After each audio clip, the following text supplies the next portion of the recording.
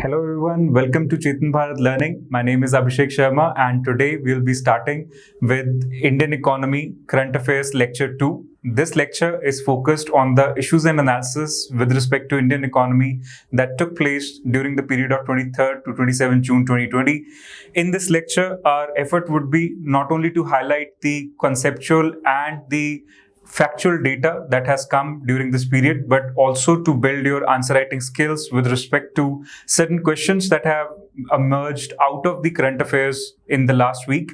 So these questions include: discuss the impact of Sansad Adarsh Gram Yojana on rural development and what would you suggest for its improvement. अब ध्यान रखिए कि जब हम इन questions की बात कर रहे हैं कि इसके बारे में आपको समझना है, लिखना है, तो क्वेश्चंस में थोड़े से इसके बारे में आपको पहले ही बता दूंगा कि हमें किस तरह से कीवर्ड्स इसमें सिलेक्ट करने हैं, किस तरह से कॉन्टेक्स्ट के अंदर रह के इंफॉर्मेशन के बारे में बताना है। तो इसके बारे में हम पहले ही डिस्कस कर लेंगे अभी, ताकि आगे आने वाले इंफॉर्मेशन जो हम करंट अफेयर्स में डिस्कस करें वो आप इसी एक पर्टिकुलर फ्रेमवर्क के अंदर समझने की कोशिश करेंगे। ठीक है, सो जैसे पहला क्वेश्चन है, डिस्कस द इंपैक्ट ऑफ सांसद Adarsh Gram Yojana on rural development, what would you suggest for its improvement. So this is a question. Now within this question, the directive for us is discuss.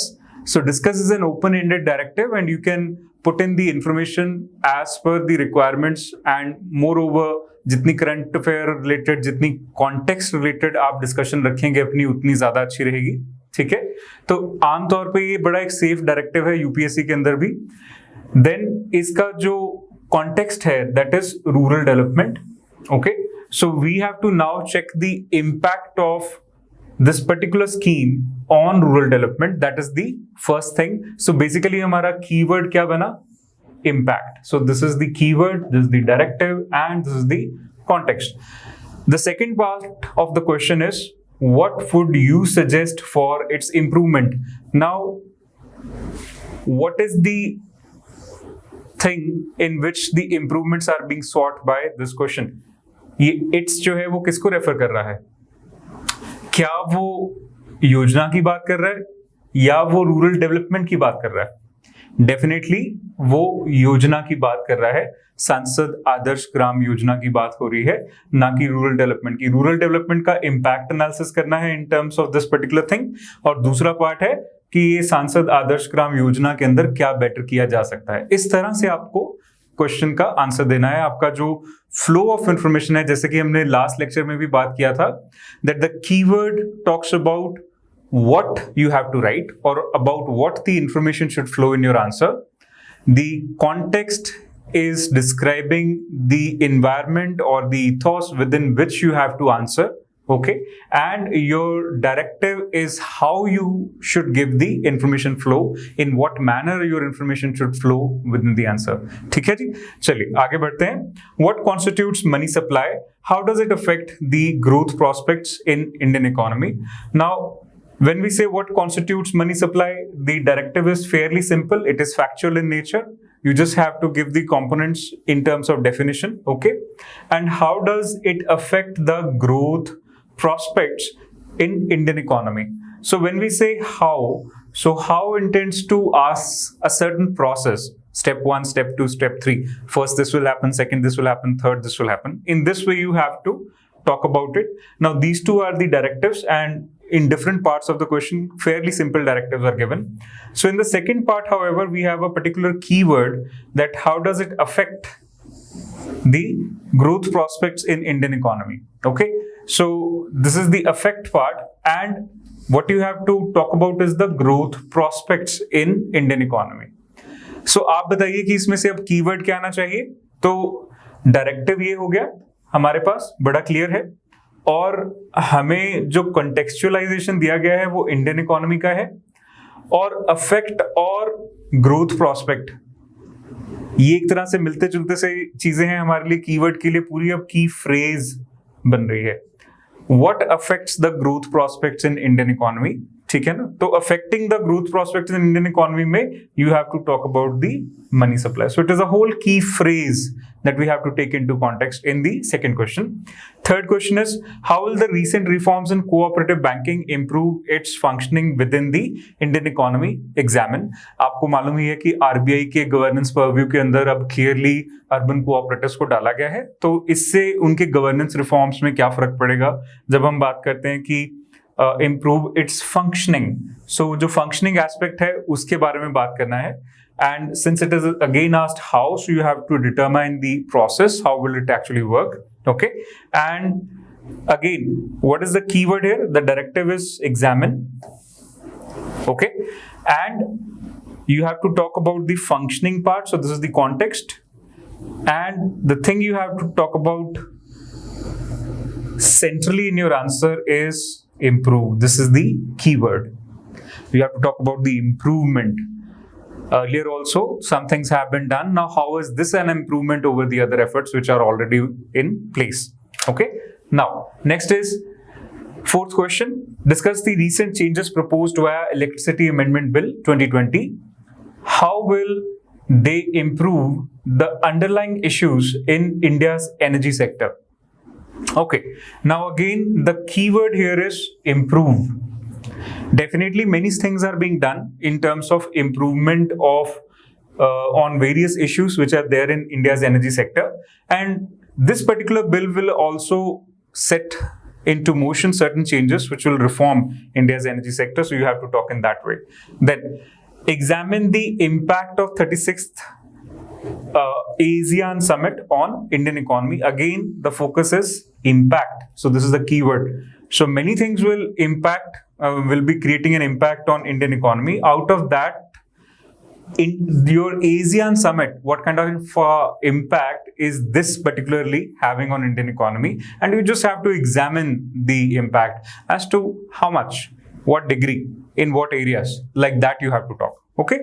So I hope you got the questions. Now let's go into the issues one by one. So the first news that we're going to talk about is the one that occurred in Indian Express, and this is Model Village Scheme hit by lack of interest funds. This is the ministry study. So recently there has been a study conducted by your Ministry of Rural Development into this particular scheme, Sansad Adarsh Gram Yojana. Now let's talk about this Sansad Adarsh Gram Yojana a bit. So it is a village development project, first and foremost, which was launched in October 2014 on the birth anniversary of Jayaprakash Narayan. This is the conceptual and factual things that we have to take along. Okay. Now, under the Yojana, the members of parliament are responsible for developing the socio-economic and physical infrastructure of the village. So this is to be done by 2019 in 3 villages and 8 villages by 2024. So this is how the prospect of the scheme is. Okay. So each member parliament has to focus on certain villages, and there are particular timeline which is important. So the timeline is 3 villages by 2019 and 8 villages by 2024. And what the MP has to do is, MP has to focus upon the socio-economic and physical infrastructure. So when we talk about socio-economic and physical infrastructure, I hope you understand what it means. Socio-economic infrastructure can be related to health, education, sanitation, drinking water facilities, these kind of things. While the physical infrastructure will talk about the roads, etc. Okay. So this was the prospect. Now the objective of the scheme is to improve the standard of living and quality of life. Remember the Human Development Index? So look at this from this perspective, human development, okay? And then to generate models of local level development, which can be then followed and replicated by other villages also, okay? And to nurture the identified Adarsh Grams as schools of local development to train other Gram Panchayats. So basically जो आदर्श ग्राम आप स्थापित कर लेंगे इसके through, उनकी development इस तरह से कीजिए कि बाकी भी उसको रोल मॉडल लेके उनकी ट्रेनिंग उस तरह से करके वहां पे भी एक socio economic development model set किया जा सके. ठीक, okay. Now how the development is going to happen through Sansad Adarsh Gram Yojana. Let's try and understand this. So they are working in a 4-dimensional plane here. One is personal, human, social, and economic. At the personal level, they will try to cultivate personal values, cleanliness, cultural heritage, and certain behavioral change, such as in terms of sanitation and all. And at the economic level, they will be working on livelihoods, skill development, financial inclusion, and provision of basic amenities and services such as electricity and all. Okay. At the human level, they will work on education, health, nutrition, and social security. And at the social level, they will work upon volunteerism, that means such as self-help groups or NGOs, and social values or ethics, social justice, and good governance. So these are the areas of functionality of the scheme. And when I said that look at it from the human development perspective, so that is much more integrated in the whole scene of rural development through this सांसद आदर्श ग्राम योजना. तो सुनने में बड़ी आदर्श scheme है और इसके through अगर हम अपने गांव को डेवलप करने की कोशिश करें तो बड़े अच्छी तरह से गांव जो है वो डेवलप होने चाहिए थे. और एक एमपी अगर 3-3 गांव भी पकड़ना शुरू करे तो हमारे इंडिया के जो सारे गांव हैं उनके बड़ा अच्छे से सुधार होने की एक मंशा रखी गई थी इस स्कीम के अंदर, both at the level of human development as well as economic development. अब लेकिन इसकी जो परफॉर्मेंस है वो कैसी है? So there was a study by Ministry of Rural Development and it has observed कि as usual इंडिया में जैसे बाकी स्कीम्स के साथ भी है तो थोड़ी अंडर परफॉर्मेंस यहाँ पे भी है, थोड़ी ज्यादा ही खराब अंडर परफॉर्मेंस है. खैर, the study was conducted as a part of 5th common review. So there are many reviews that are conducted by each ministry with respect to whatever schemes they are implementing. Okay, so 5th common review mission for independent assessment of progress of various programs and schemes of Rural Development Ministry. Okay, now what happened? Let's see. So major findings were that there is a number, in terms of number, there is a low selection of panchayats. So only 1855 gram panchayats have been selected till date. इतने साल हो गए चलते फिर भी. और phase 5 जो कि ongoing phase है, इसमें सिर्फ 7 gram panchayats have been worked upon. Maybe that is because of the COVID-19 situation also. Then lack of interest and funds. So the model villages under the scheme are hit by these particular things because, you know, generally we say that panchayats, they are an addendum to an addendum. Whenever we talk about the third tier of federalism in India, we say there is a center, then state, and then there is local. The state itself is dependent upon the center in terms of funds, and the local governments, they are dependent on the state government for funding. So if this is the situation that is going to happen, so they exist as an addendum to an addendum.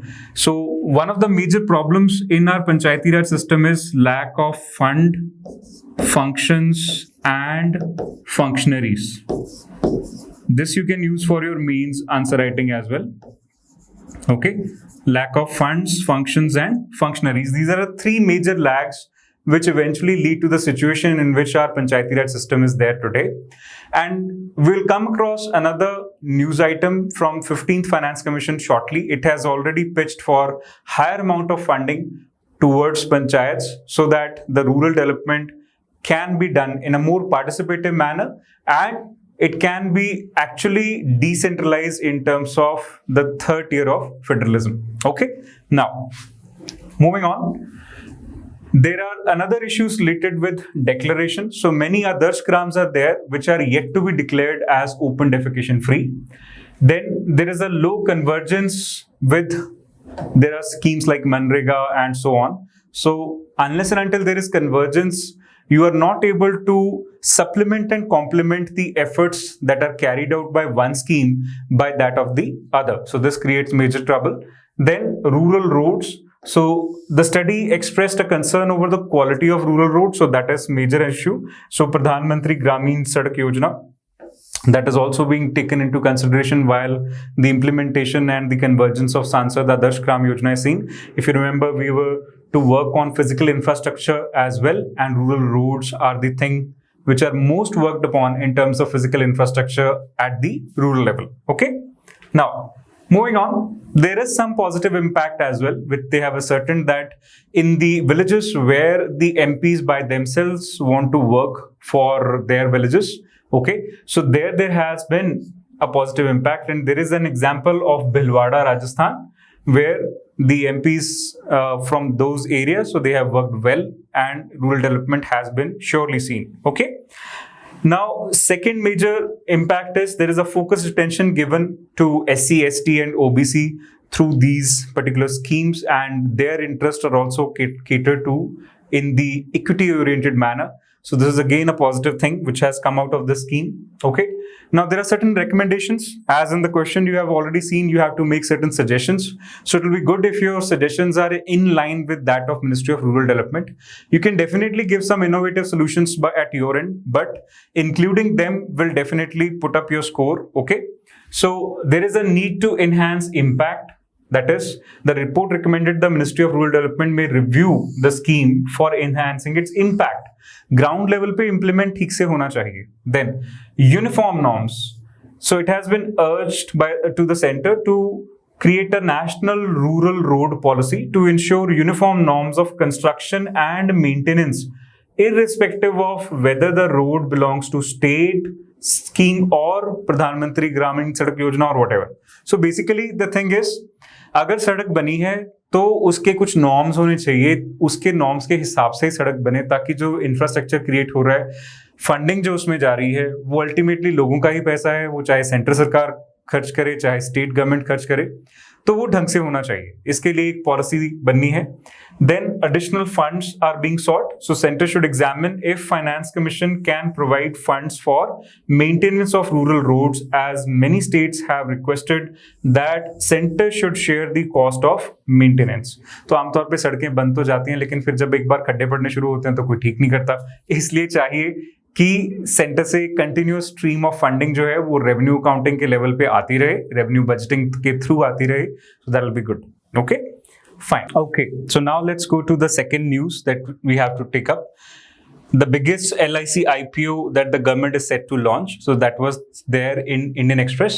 Okay, so first some conceptual aspects we have to discuss is what is an IPO or initial public offer. Okay, and why the government in particular wanted to launch this. So let's see. So first is IPO, initial public offer. ये होता क्या है, इसको समझने की कोशिश करते हैं.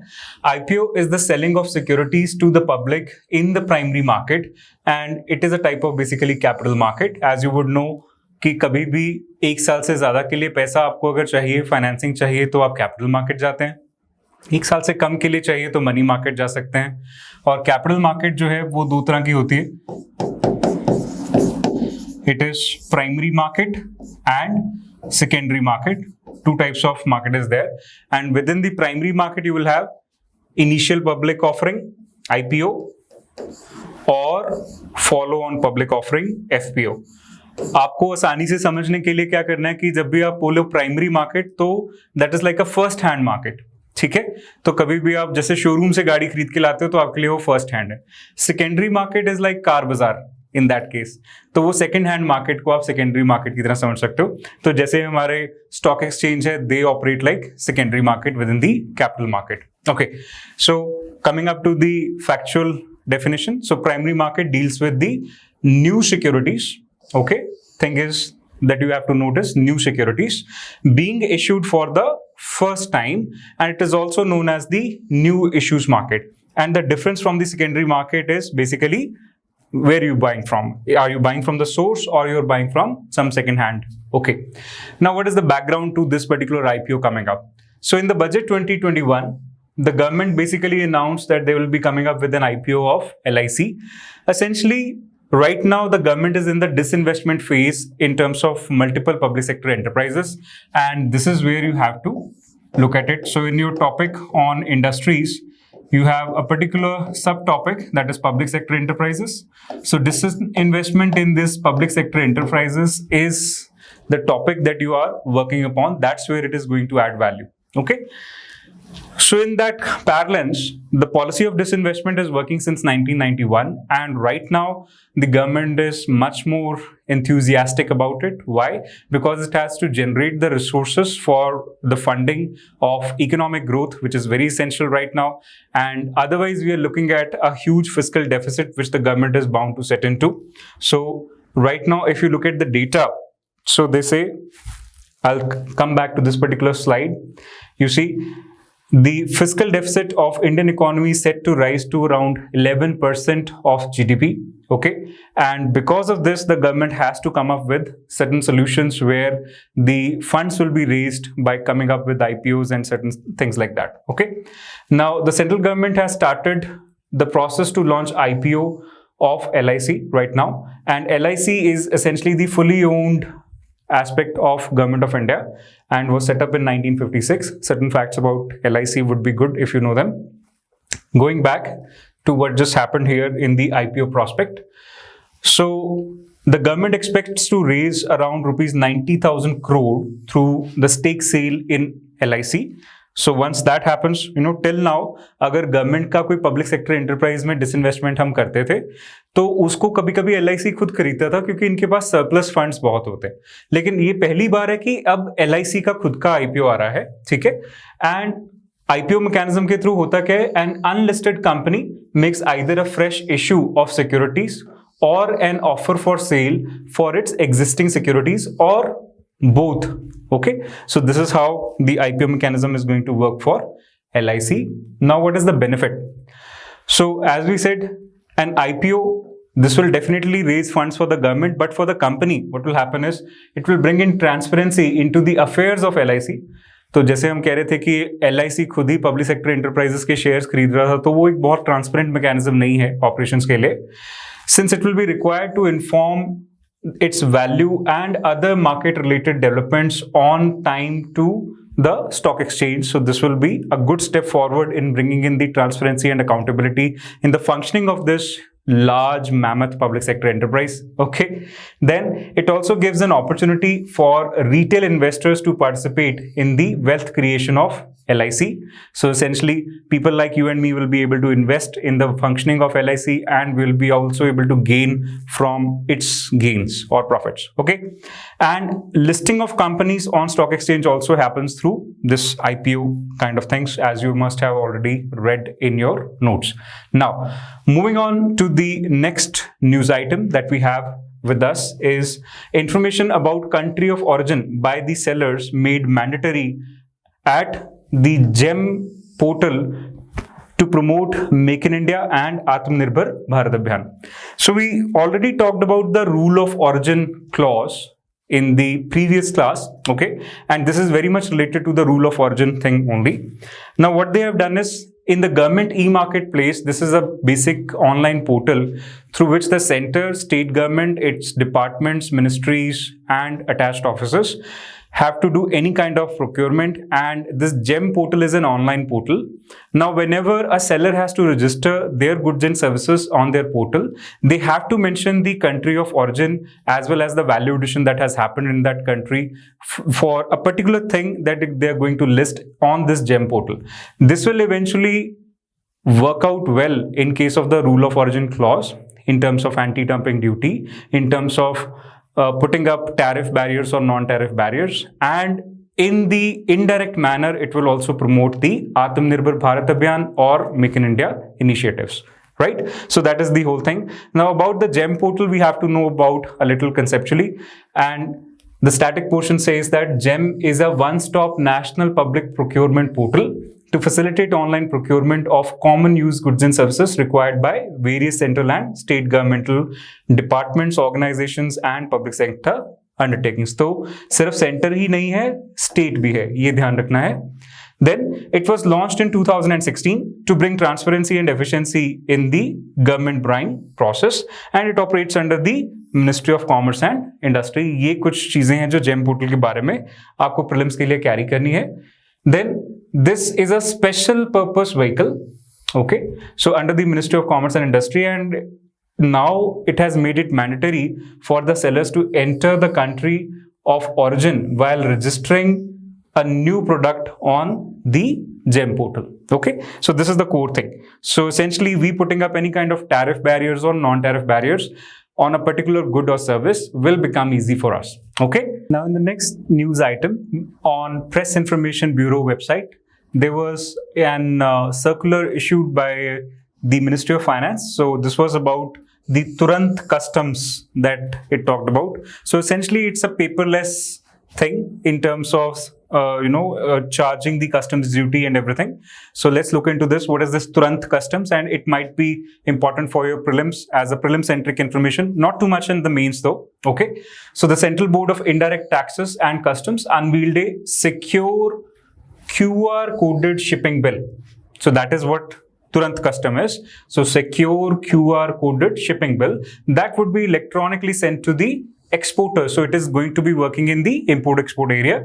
So this will enable end-to-end paperless exports under Turant customs. Okay, and the launch of paperless documentation on exports is a sequel to similar initiatives that were begun by the department in terms of imports on 15th of April 2020. So this is the thing. So paperless charging of the custom duty and the generation of bill that is going to happen.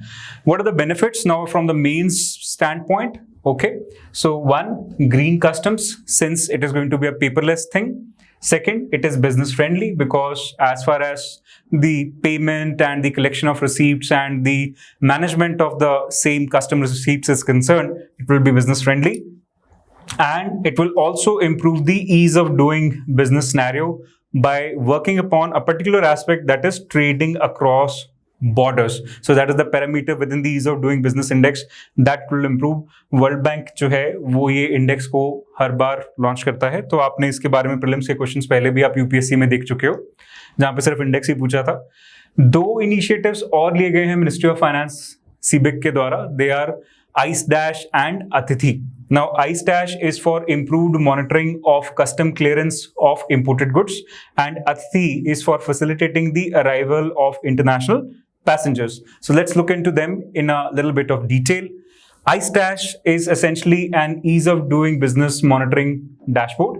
So this is for Indian customs, and it will help them to see any kind of custom clearances at the times of import of cargo in a real-time manner, and it will help the businesses in comparing the clearances times for various items, and it has been developed by National Informatics Center. So again, from the prelims standpoint, very important information for this year's prelims 2020. Okay, then next, Atithi. Again, this is from the prelim standpoint itself.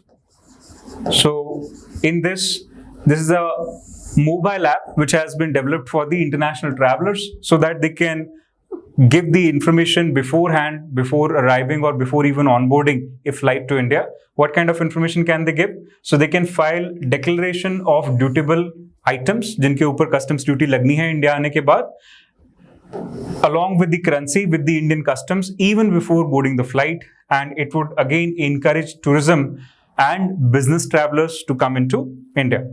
Now, another news item that we have to follow, and this is very important in terms of your prelims as well as mains, क्योंकि UPSC का कोई भी prelims जो है वो inflation के topic के बिना अधूरा है, और मनी सप्लाई एंड इन्फ्लेशन को लेके हमेशा करंट अफेयर्स में कुछ ना कुछ चलता रहता है, तो इसको हमने ध्यान में रखना है कौन से नए नए पैरामीटर्स इसको लेके आ रहे हैं. So money supply surge signals uncertainty amid the pandemic. This was the news in the Hindu newspaper. Okay, so money supply surge का एस्पेक्ट है क्या, इस मनी सप्लाई होता क्या है, थोड़ा सा इसके बारे में देखेंगे, जैसे कि हमने मेंस क्वेश्चन के बारे में भी बात किया था. So the total stock of money in circulation among the public at a particular point of time is called money supply. इसमें important word है circulation और दूसरा important word है total stock of money. ठीक है, और आपने I'm sure M1, M2, M3, M4 इस तरह की चीजें पढ़ी होंगी इसके बारे में, जो हमारे मनी सप्लाई के एग्रीगेट्स हैं जिसके थ्रू हम उसको ट्रैक करते हैं कि मनी सप्लाई किस तरह से चल रहा है इकोनॉमी में. So M1 is basically the currency that is notes and coins which is with the people और currency held by public and demand deposits. M2 is M1 plus saving deposit with post office saving banks. So this is again essential from prelims point of view. कभी कभी वो directly पूछ लेते हैं. Then M3, as you would remember, is M1 plus net deposits with the commercial banks, and M4 is equal to total deposits with post office saving. So that means your time as well as demand. Okay, तो time deposit आपको सबको याद होगा कि जैसे fixed deposit है जो कुछ टाइम के बाद ही आप निकाल पाएंगे, डिमांड डिपॉजिट जो आप ऑन डिमांड निकाल पाएंगे, जैसे सेविंग अकाउंट है या करंट अकाउंट है. ठीक है, ओके. सो M1, M2, M3, M4 के बारे में आपको और भी कुछ फैक्ट्स ऑलरेडी पता होंगे कि सबसे ज्यादा लिक्विडिटी किसमें है. So that is M1. तो धीरे धीरे फिर ये कम होती चली जाती है M4 की तरफ जब चलते हैं. तो फिर इसी तरह से M1 जो है उसको नैरो मनी बोलते हैं, हम M3 को ब्रॉड मनी बोलते हैं. इस तरह की चीजें आपको याद होंगी, ऑलरेडी आपने स्टैटिक पोर्शन में पढ़ा होगा. ठीक है. So what is the current RBI data with respect to your money supply? So in end of March 2020, the currency held by the public increased by 8.2%. जो पीछे हमने CU का component दिया था, so that has increased by 8.2%. And M3, that is the money supply, has increased by 6.7% in the first 5 months of 2020, compared with the same period last year. तो पिछले साल से काफी बढ़ गया है. And this is the highest growth in 7 years. कई बार ना इस तरह का ट्रेंड जो है वो यूपीएससी प्रीलिम्स में पूछते हैं, that this is the highest growth in last decade. इस तरह से वर्कआउट करके बात कर लेते हैं. तो जब डेकेड मेंशन कर दिया तो फिर गलत है, 7 years मेंशन किया तो ठीक है. ये पर्टिकुलर पॉइंट बहुत ध्यान से प्रीलिम्स के लिए कैरी करना है. Then currency in circulation which measures the money with the public and in the banks has also surged. However, savings and current account deposits have decreased by 8%. तो obviously लोग क्या कर रहे हैं कि अपना पैसा बैंकों से निकाल के अपने हाथ में जेब में रखना चाहते हैं, और इस तरह का बिहेवियर इस वजह से आ रहा है क्योंकि लोग जो है वो इनसिक्योर है पैंडेमिक के चलते हुए, और उनको अपने जो रिस्क वर्जन करनी है इस वजह से कैश मनी अपने हाथ में रखना चाहते हैं. ठीक है. Then, the recent increase reflects the higher cash withdrawals by depositors to meet needs during the lockdown period and also to safeguard themselves against any salary cuts or job losses. So this is what has happened in terms of the money supply, which is definitely increasing. Now, inflation as a phenomena, when we study it, we say it is too much money chasing too few things. तो जैसे जैसे money supply जो market की तरफ बढ़ता है तो inflation भी बढ़नी चाहिए, और साथ ही साथ जनरल प्राइस लेवल्स भी जब बढ़ते हैं तो इन्फ्लेशन बढ़ता है.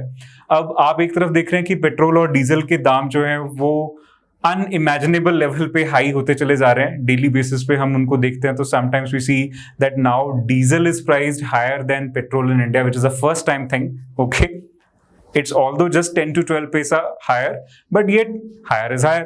Now this kind of things fuel the prices of other areas also, because if you remember your consumer price index, in that particular index the food and fuel prices are the major contributors towards the movement of CPI.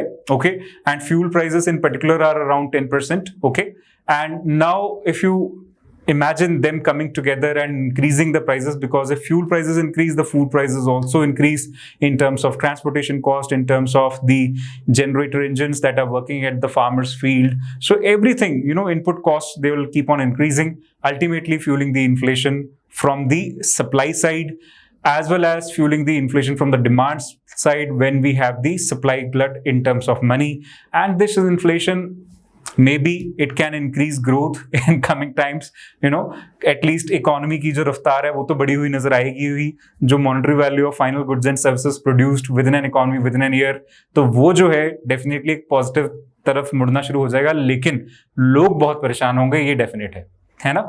Data के तौर पे तो हमें नजर आएगा कि जो GDP है उसकी वैल्यू बढ़ गई इन्फ्लेशन की वजह से, लेकिन हमारे यहाँ पे जो एवरेजेस का सिस्टम है ना, जो बहुत चीजें हाइड करता है, जैसे एक आम आदमी का उसकी वजह से क्या हाल हुआ, तो इसमें बहुत दिक्कत आने वाली है.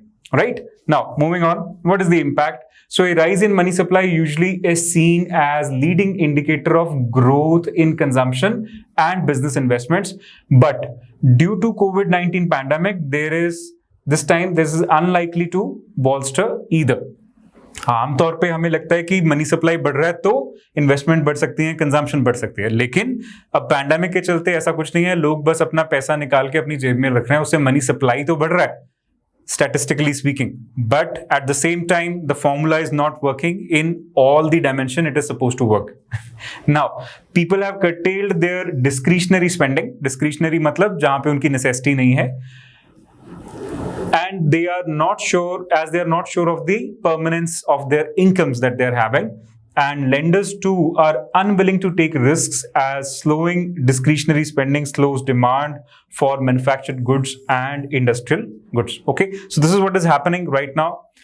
Essentially, both the consumer and the creditor, that is the banks, they are in a risk aversion kind of a scenario. They don't know how long this particular lockdown, unlock thing is going to happen, and when the demand is actually going to pick up, when the investments are going to pick up, what areas of the investments are going to be fruitful. This is where the whole economic logjam is sort of happening.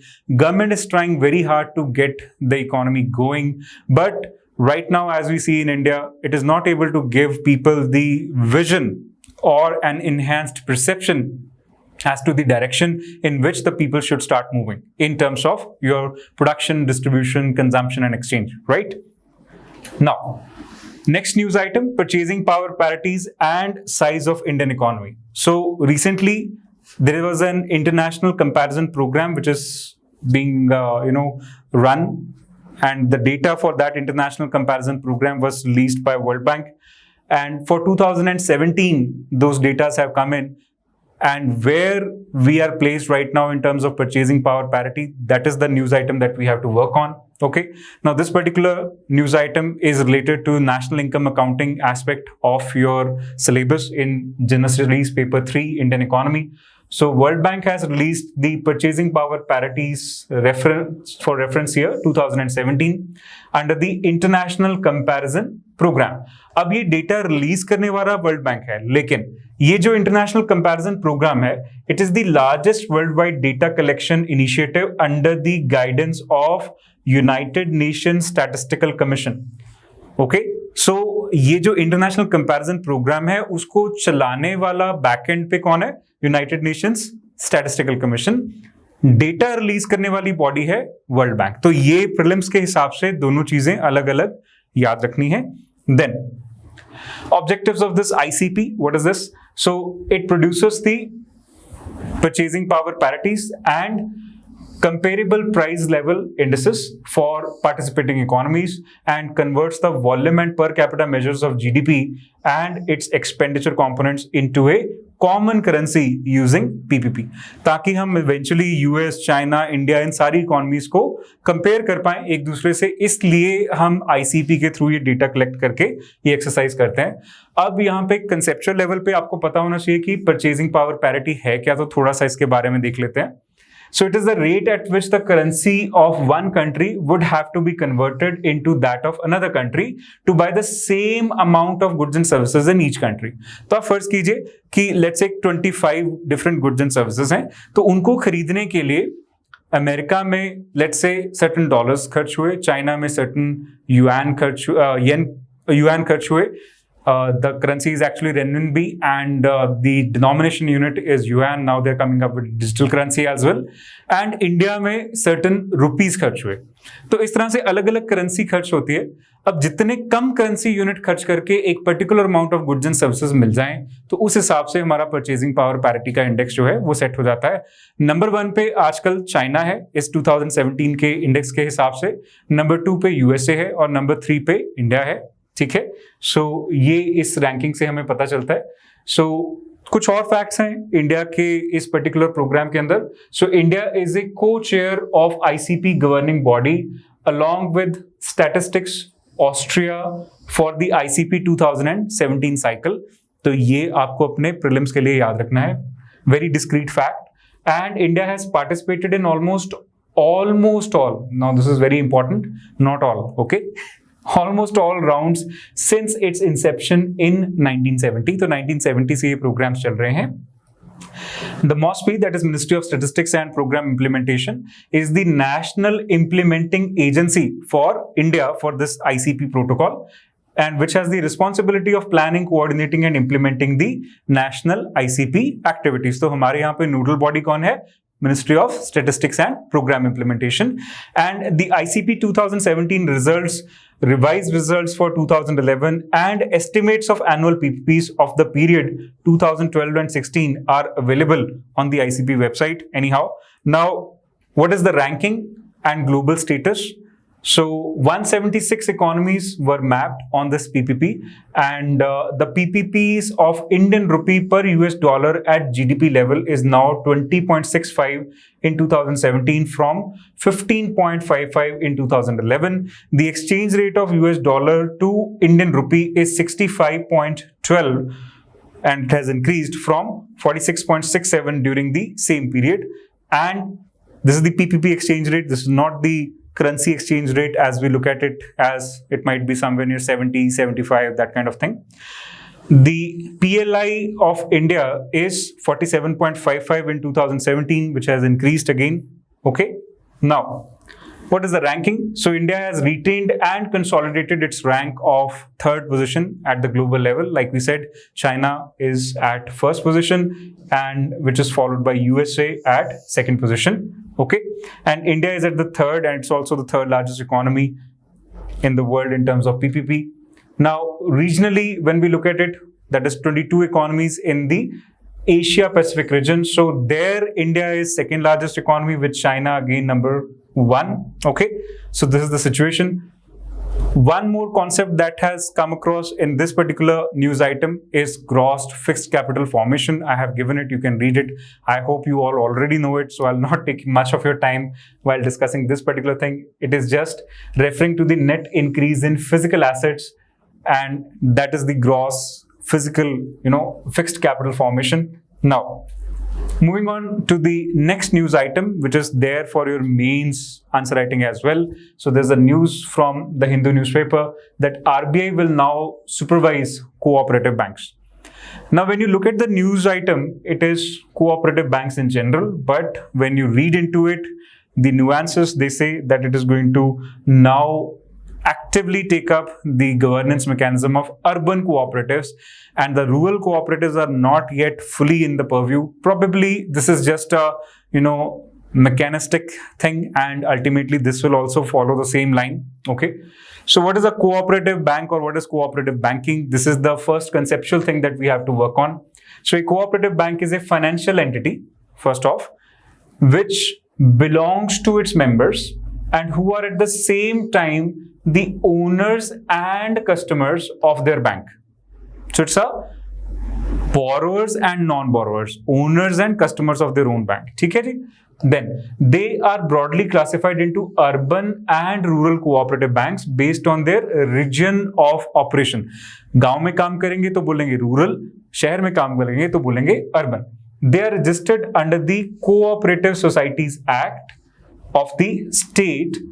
So whatever state concerned is there, तो वहां पे जो Cooperative Societies Act है उसके अंदर register किया जाएगा, और स्टेट लेजिस्लेटिव असेंबलीज ही इनको रजिस्टर करने के लिए एक गोअप जो है वो करती हैं, और under the Multi-State Cooperative Societies Act 2002. So this is this like a central legislation. Okay, the cooperative banks are also governed by the Banking Regulation Act and the banking laws, that is Cooperative Societies Act 1955. तो ये इनका governance architecture इससे पहले का है. अब क्या हो रहा है जी?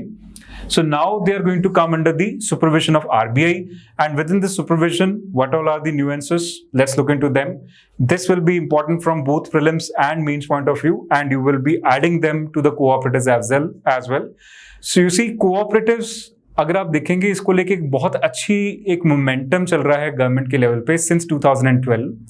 जो 97th कॉन्स्टिट्यूशनल अमेंडमेंट एक्ट है वो भी कोऑपरेटिव्स के बारे में बात करता है, और एक राइट टू फॉर्म कोऑपरेटिव्स जो है इंडिया में आज वो एक फंडामेंटल राइट्स के तौर पे हम उसको लेते हैं. आर्टिकल 19 के अंदर ये 97th अमेंडमेंट एक्ट के थ्रू डाला गया था, जहाँ पे right to form associations and trade unions था, तो उसके साथ ही कोऑपरेटिव्स भी डाला गया.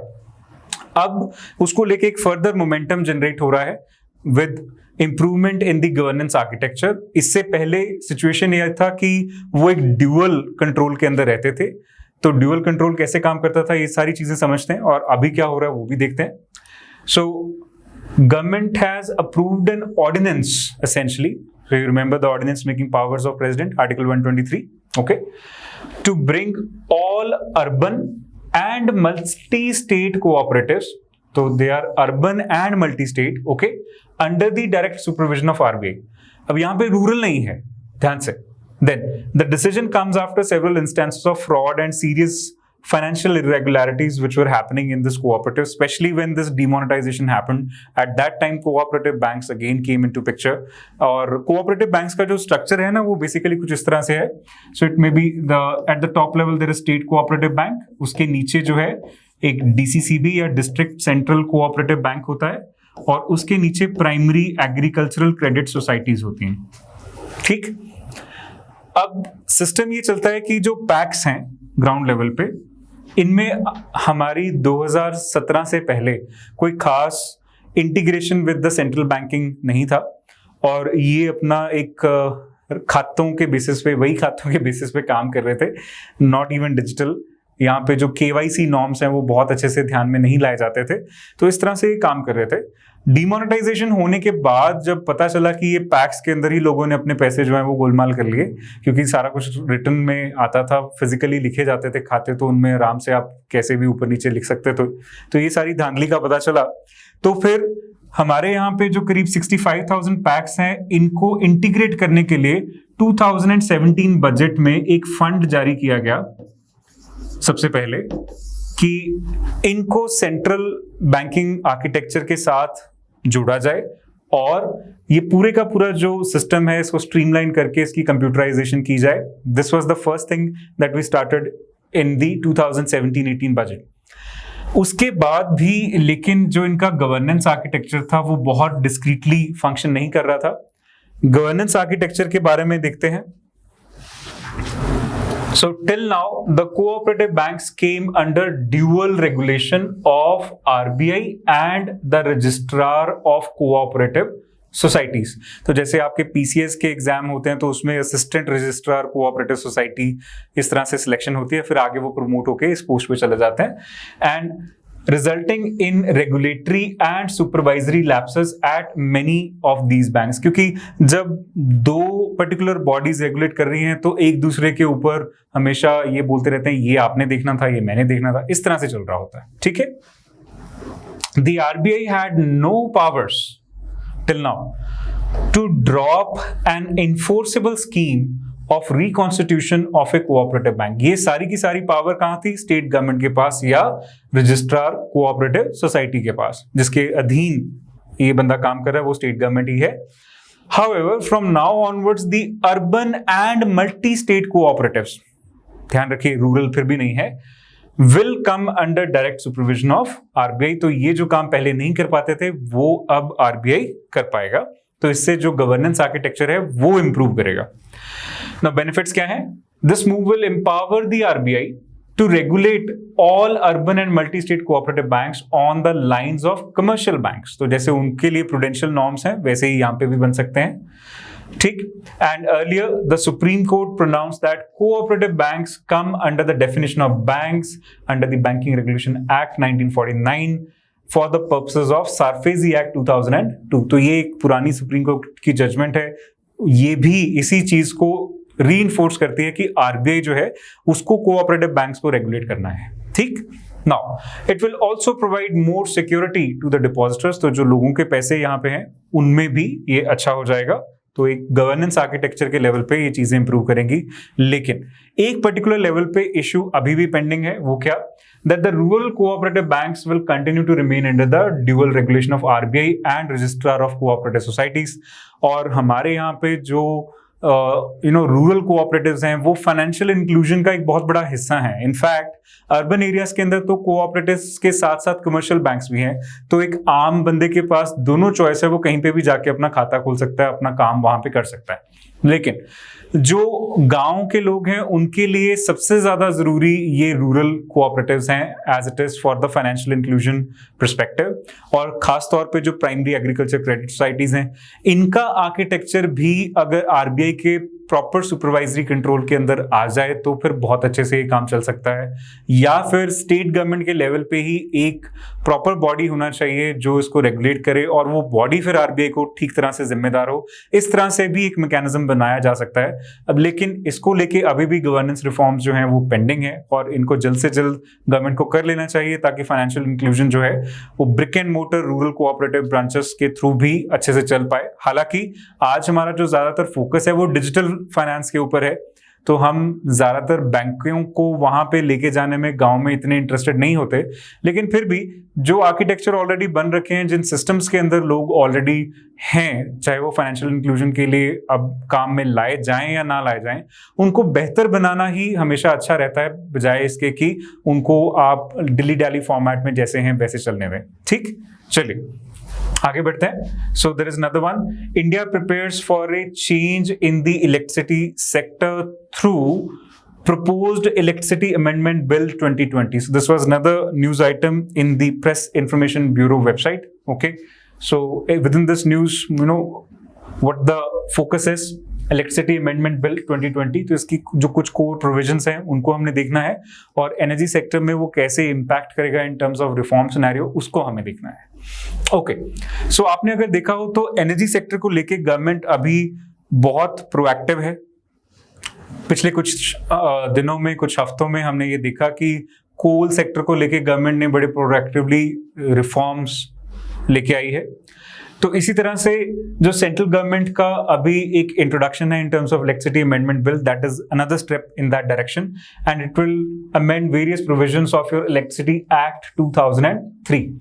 Okay, so what critical issues it wants to address? So it wants to address the weakening commercial and investment activities in the electricity sector and bring about transparency and accountability in the working of this public sector enterprises or private sector enterprises in the electricity or energy sector. Now, what are the key amendments?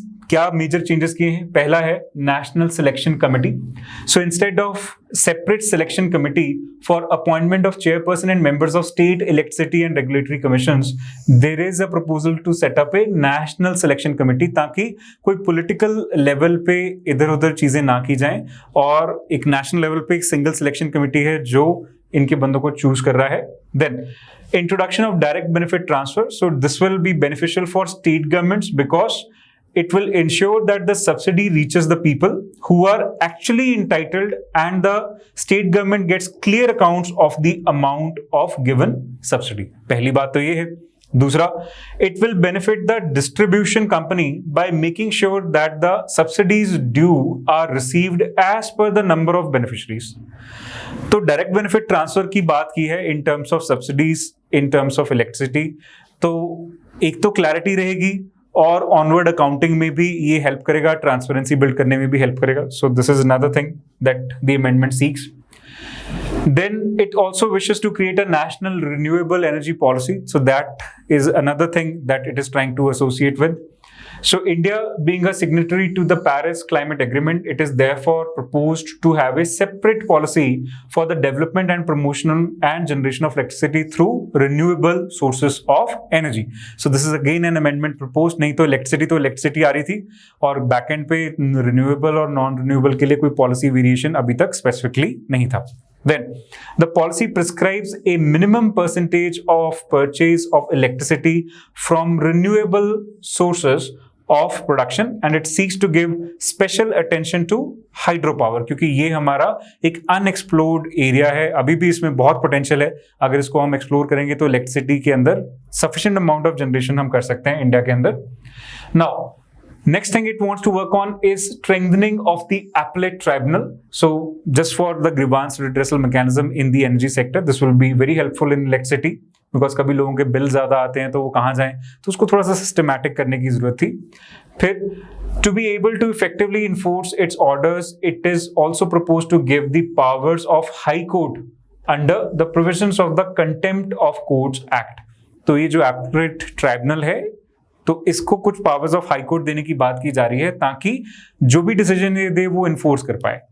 Then penalties. So in order to ensure compliance of the provisions of Electricity Act and orders of the Commission, Section 142 and Section 146 of the Electricity Act are proposed to be amended to provide higher penalties. अभी ये होना है, आगे जाके जैसे जैसे ये amendments काम आएंगी तो हमें पता चलेगा. Then cross border trade in electricity, तो इसके लिए भी एक क्लियर गाइडलाइंस और प्रोविजंस देने की बात हुई है. Then distribution of sub licences, so basically to improve the quality of supply, because हमारे यहाँ सबसे ज्यादा लॉसेस होते हैं AT and C losses.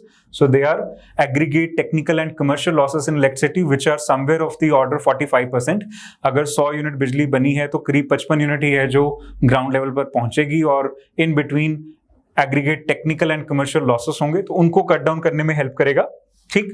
And for this they are trying to provide sub licences. तो एक लाइसेंस एक पर्टिकुलर डिस्ट्रीब्यूशन कंपनी के पास है, आगे प्राइवेट को भी वो सब लाइसेंस दे पाएगा. इस तरह से एक आर्किटेक्चर क्रिएट करने की बात की गई है.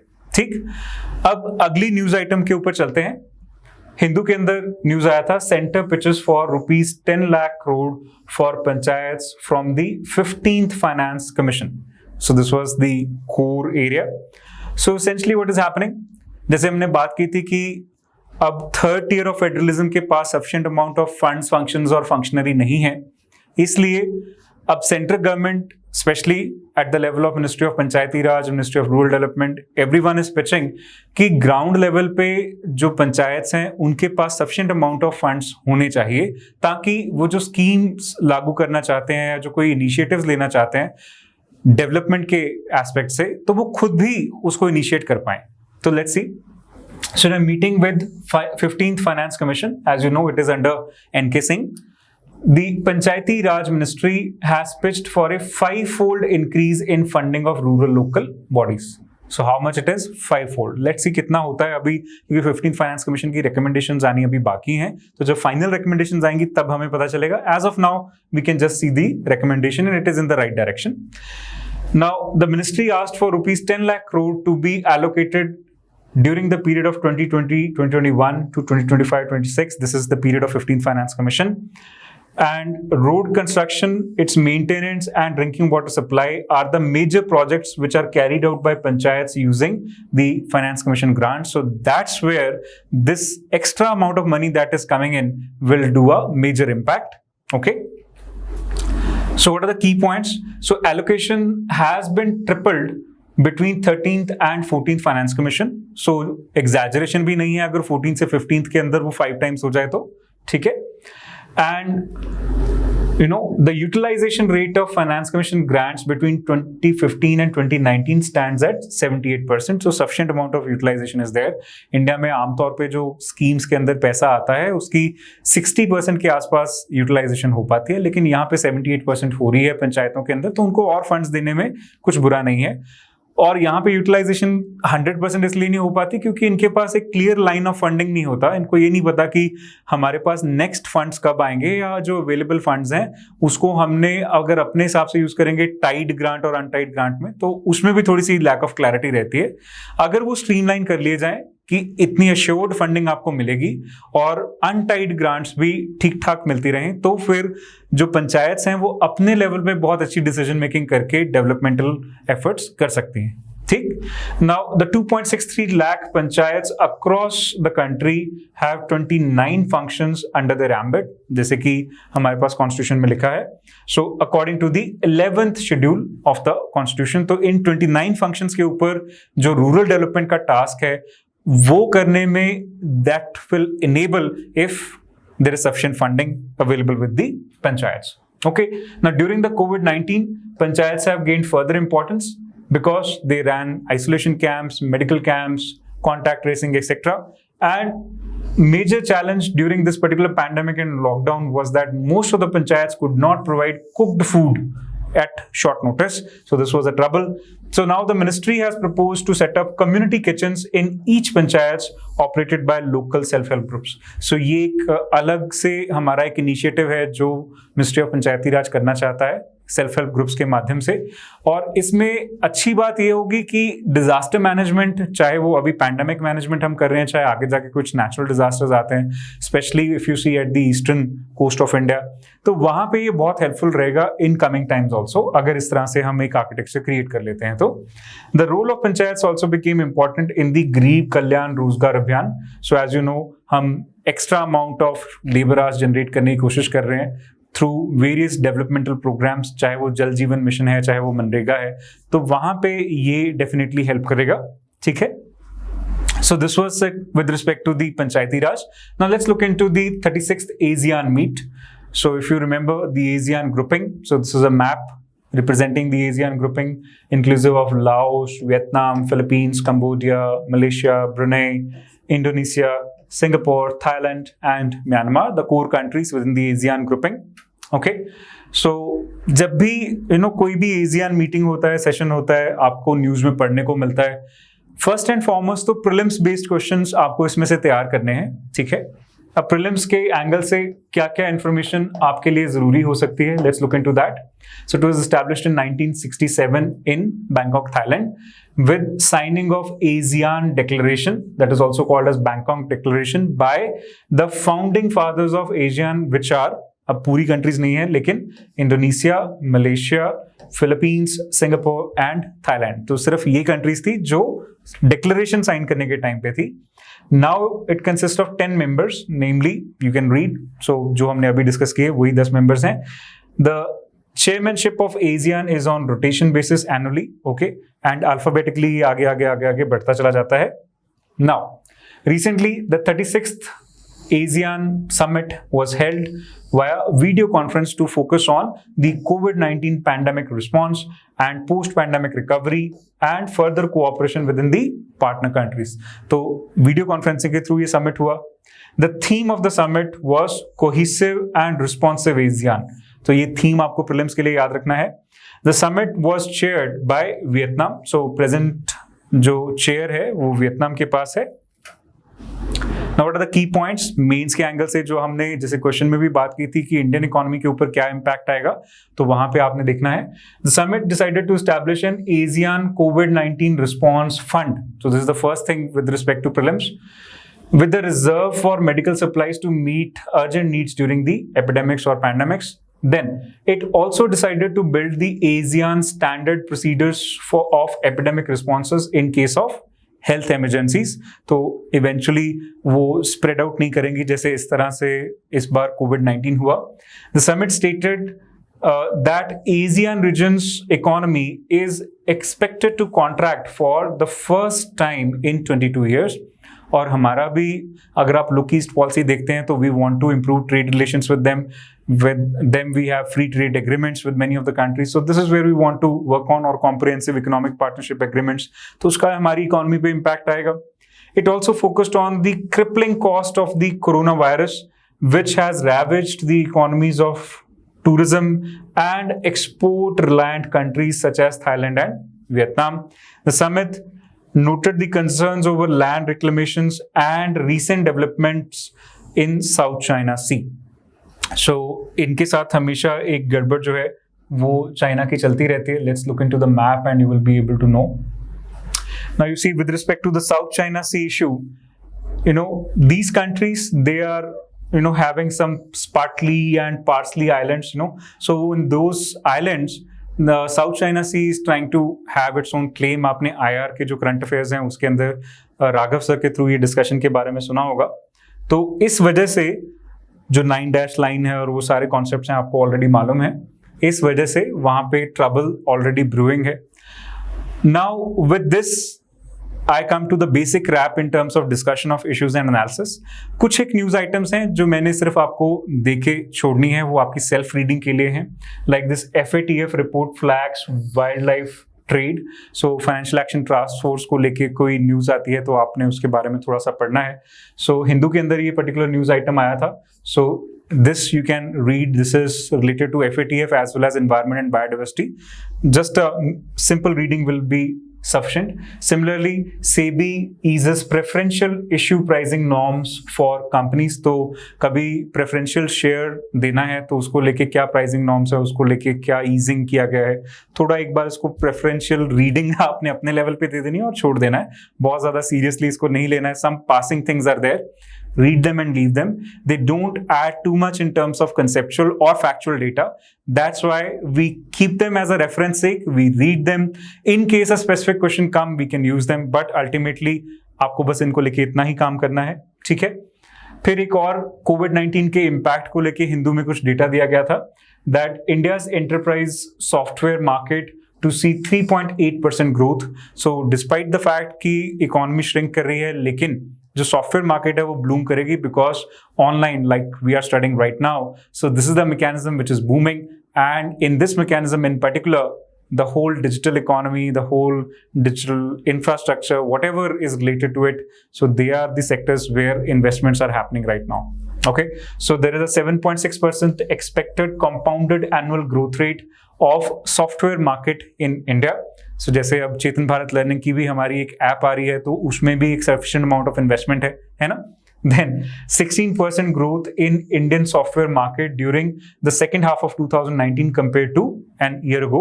And there are certain other figures also which are claiming the similar fact that the software market in India is bound to be in the exponential growth trajectory despite the overall contraction of Indian economy. ठीक, तो वहाँ पे आप उसको facts को बात कर सकते हैं. Now this is again in terms of your 15th Finance Commission. So just read it and leave it. It's a basic informative kind of a thing, nothing too conceptual or factual data here. So it's the focus on revival of economy for now, not on debt and fiscal consolidation. This is the statement given by N.K. Singh, who is the chairperson of 15th Finance Commission. Generally, the Finance Commission is dealing with various objectives. It is dealing with the economic growth and development, fiscal consolidation, the FRBM, so to speak, the fiscal responsibility and budget management, wherein it talks about what should be your fiscal deficit, revenue deficit, and so on. But now the Finance Commission is telling that economic growth is most important and you can let go of the other areas. So this is again a good direction, and it is what you can say a timely response by the 15th Finance Commission also. It is good that 15th Finance Commission in its report will be able to highlight and bring in these areas in terms of policy, because it is essential that the government now increases the size of the fiscal stimulus and helps in the overall revival of the Indian economy. So with this, I wrap this session of Indian economy. जो questions मैंने शुरू में आपको दिए हैं उन question के जवाब आप इस पर्टिकुलर वीडियो के कमेंट्स सेक्शन में दे सकते हैं और I will keep checking them over the next 1 week. पिछले हफ्ते के अंदर कुछ बच्चों के जवाब मैं देख रहा था तो उनके अंदर मुझे एक पर्टिकुलर बच्चे के जवाब के अंदर थोड़ा सा लैंग्वेज का प्रॉब्लम लगा, क्योंकि वो अपने जो आइडियाज़ हैं वो ठीक से कन्वे नहीं कर पा रहा था. एक पर्टिकुलर स्टूडेंट का आंसर बहुत अच्छा है, लेकिन आपको ध्यान रखना है जो कीवर्ड है उसके आसपास आपकी इंफॉर्मेशन रहनी चाहिए, उसी के बारे में बात करनी है. क्वेश्चन से बहुत ज़्यादा बिखरना नहीं है. Try to keep your focus intact, ठीक है, और उसके हिसाब से आप आंसर कीजिए. आंसर बहुत अच्छे से आप लिख पाएंगे. कोई हेल्प चाहिए तो उसी के अंदर आपके कमेंट्स में I will be able to provide you the essential help, and later on you can contact us for further help if you need. Okay, so with this I wrap this session. Thank you so much. All the best for your UPSC Civil Services examination. This is me, Abhishek Sharma, signing off.